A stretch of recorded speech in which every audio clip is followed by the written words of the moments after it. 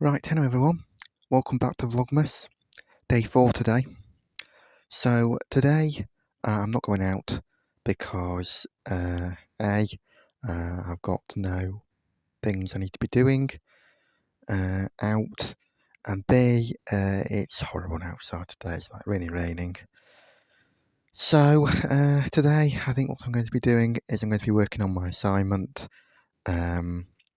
So I'm going to go and get started on that shortly, and I'll probably do a few hours on that. And then yes, that'll do. Sorry, cat's just made me jump. He's outside my room trying to come in, so I better go and let him in. And yeah, I'll see you in a few hours, probably for the story. So yeah, bye. Alright guys, so it's been quite a while since you last saw me. Done my work for today.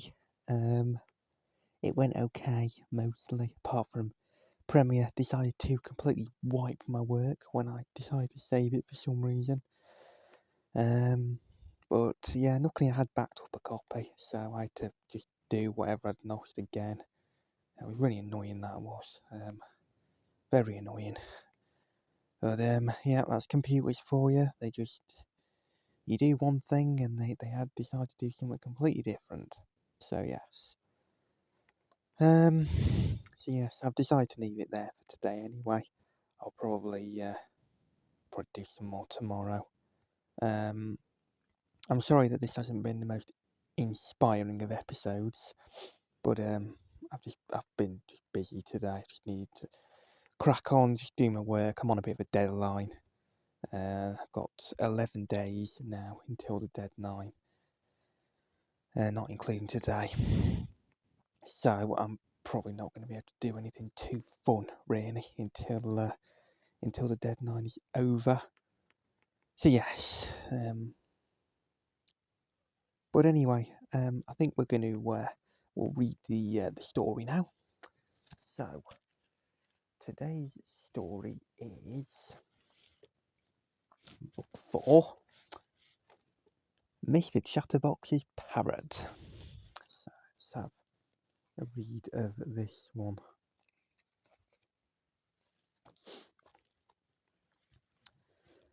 Mr. Quiet's very quiet house is surrounded by a very quiet garden. Even the wind doesn't blow there for fear of making a noise in the leaves of the trees. But one day, a certain someone came to live in the oak tree in Mr. Quiet's garden. Can you guess who it might be? Squawk! Wake up, wake up! I'm a pretty boy, I'm a pretty boy. A parrot. A noisy parrot was now Mr. Quiet's new neighbour.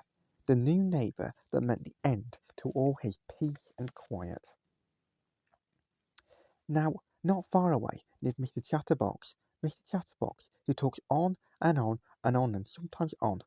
What a good job you're doing, he said to the window cleaner. Really, a very good job, I must say. In fact, I do say, because I've never seen anyone clean windows quite as well as you. In fact, at all as well as you, which is to say, from morning till night, Mr. Chatterbox talks on and on about everything and anything to anyone who will or won't listen. When the postman delivers the post, Mr. Chatterbox talks to him about the rain and the sun and the clouds and the wind and the time until there was no time for the postman to deliver any more letters. On and on and on and on. When Mr. Chatterbox meets somebody in the street, it's just the same. Good morning, Mr. Strong. What interesting things you have in your basket. Ah, eggs. How I love eggs. So tasty with bacon. So tasty boiled, or scrambled, or fried, or baked, or coddled, or poached. Tell me how you like your eggs. Boiled, or scrambled, or fried, or baked, or coddled, or poached. On and on and on and on. What a chatterbox. It was too much. Little Miss Bossy called a meeting. All those who think Mr. Chatterbox talks too much, put up your hand, Little Miss Bossy. Everyone at the meeting put their hand up. Some put 2 hands up. But how could they stop Mr. Chatterbox from talking so much? That was the problem, and nobody had any ideas. Do you have an idea? If you do, please tell them to Miss Bossy and her friends. I may have an idea, said a very small, shy voice. I have a friend called Mr. Quiet who hates any kind of noise, and it was Little Miss Shy, and she told everyone at the meeting her idea. Can you guess what her idea might be? Hooray for Little Miss Shy! Everyone cried. Hip hip hooray! Hip hip hooray! Little Miss Shy blushed. The next day, when Mr. Quiet opened his window, he expected to hear the loud squawks of his neighbour, the parrot, but there was complete silence in his garden. And why was there silence? Because the parrot was gone. At last, Mr. Quiet had peace and quiet again. And as for Mr. Chatterbox, well, he was delighted. At last, he had found someone who he could talk to as much as he wanted, whether they were in the car or at home.